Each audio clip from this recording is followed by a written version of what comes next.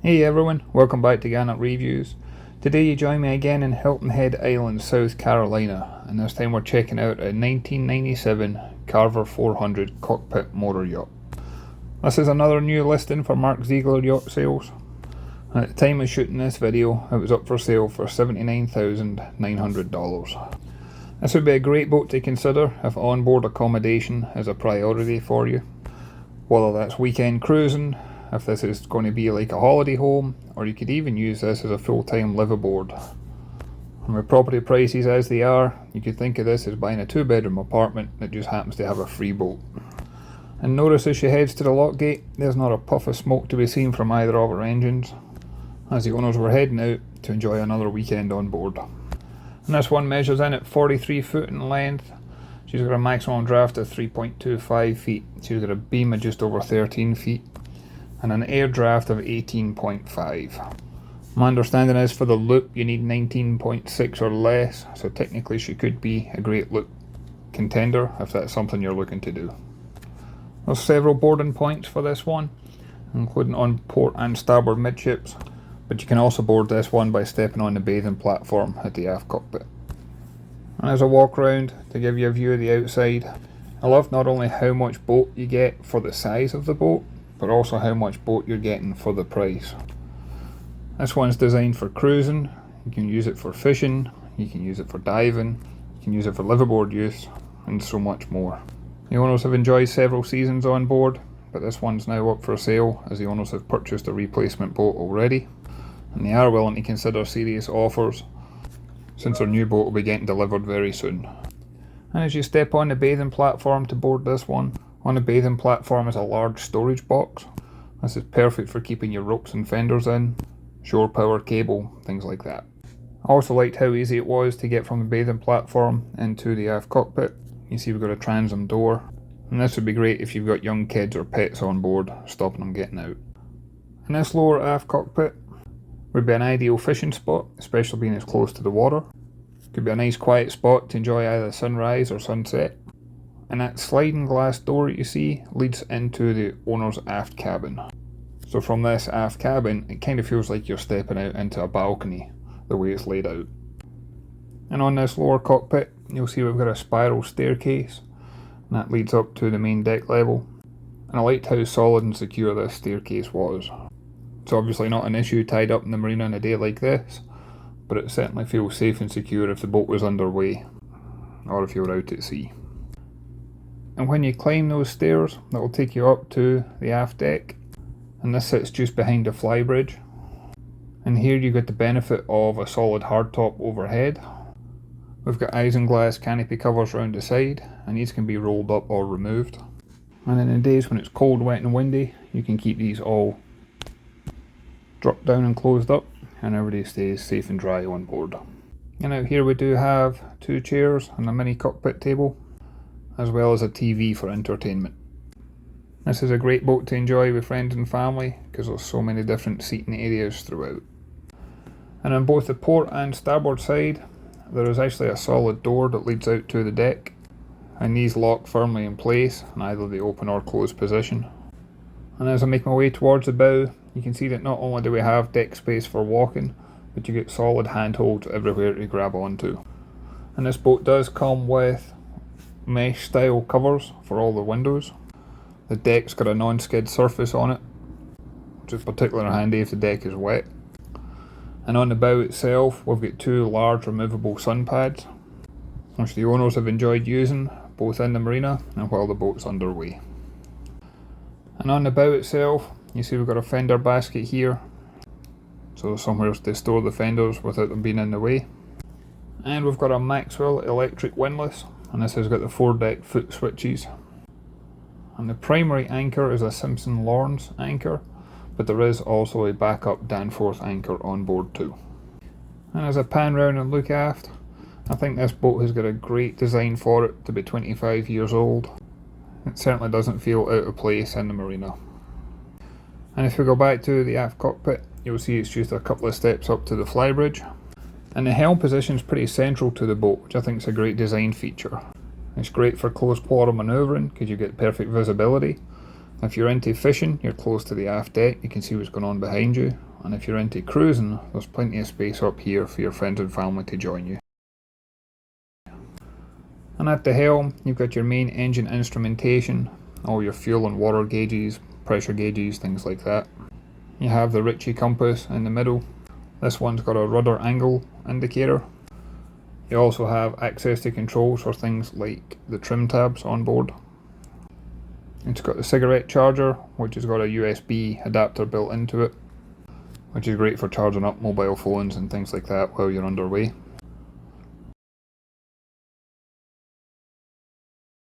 This one's also got a Simrad AP3000X autopilot installed. And just below that we've got the VHF radio as well. And one recent upgrade is it's now got a new Garmin chart plotter GPS multifunction display. This also has a new radar built into it as well. These are a great piece of kit that you can use with dual screen and overlays and things like that.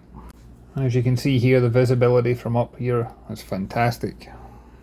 I also liked how much protection you were getting from the canopy when it comes to all the sun and the heat. And since it is a soft top canopy, this can be removed if you preferred. And as well as having drinks holders and handholds here, if you notice in front of the flybridge, there's a big bench seating up here for more of your friends and family to join you. We not only have storage on the flybridge bulkhead, but this entire bench seat lifts up and there's storage underneath.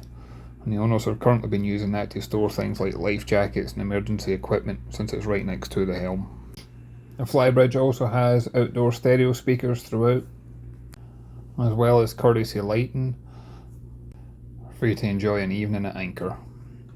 And if we make our way back down to the aft cockpit, just before we head inside, you can see again that we've got a ton of storage options down here. We've also got the TV overhead. And I like the fact that everything's easily accessible in a pretty much central location to the boat. It's always handy at the best of time, but it's certainly handy in an emergency. And then for the main accommodation, we've got a sliding glass door, and this obviously locks into place if needed. But as soon as you make your way down into the main saloon, I just love the design and layout of this one. I love the amount of space that there was, I love the amount of visibility, natural light, headroom. It really does feel like a boat you could live on for an extended period of time or even permanently, and she's only $79,900. And on the port hand side, you've got an L-shaped settee, and this actually has got built-in recliner. While on the starboard side, we've got an individual chair, but we also have an entertainment console, and this has got a TV mounted on top of it. And for all the televisions on board, this boat actually comes with TAC Vision satellite TV, and that's mounted on the electronics arch above the flybridge. Just in front of the saloon on the starboard side, we've got a little dining area here, but this table actually lowers and this becomes an extra berth if you need it. And then on the port side, moving forward again, is where you'll find the galley. And one big bonus for this one, if you're looking at extended time on board, is this actually has a full height fridge freezer. You can see overhead next to the sink we've got a microwave oven. We've got a bunch of storage drawers, lockers, cabinets. I like how you've also got worktop space and counter space here. And then you've got a 3-burner stove as well as an oven.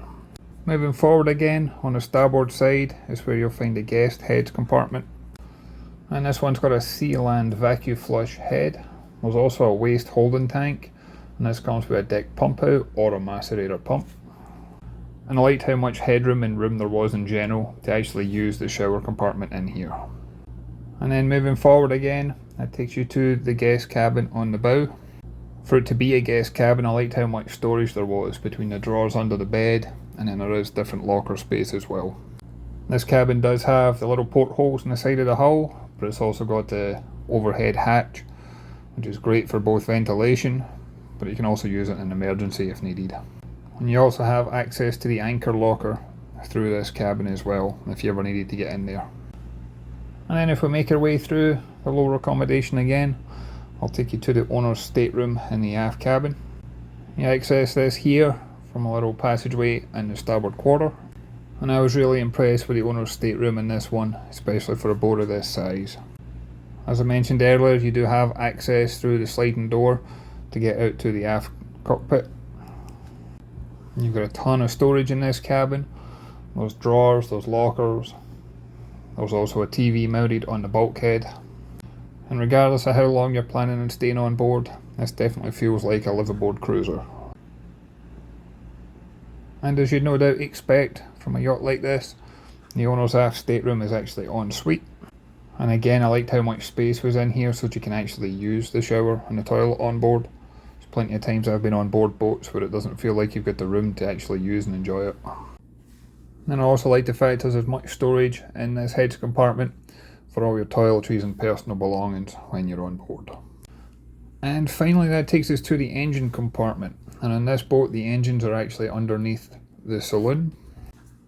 And this is powered by twin Crusader 454 7.4 litre petrol or gas engines. These engines are approximately 330 horsepower each.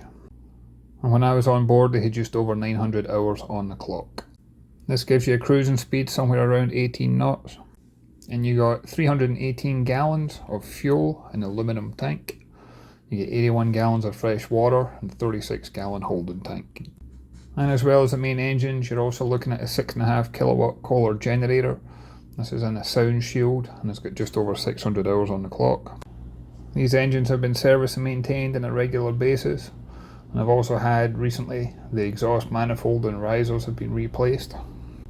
You've also got dripless prop shafts, fiberglass mufflers, vibration isolating engine mounts, and both thermal and acoustic engine room insulation to try and keep this engine room as quiet and maintenance free as possible. As always, I'd love to hear your thoughts and comments on this one. If you could leave a comment down below. I'd like to give thanks to Mark Ziegler Yacht Sales for allowing me the opportunity to come on board and share this video with you. And as always, I look forward to catching you on your next one.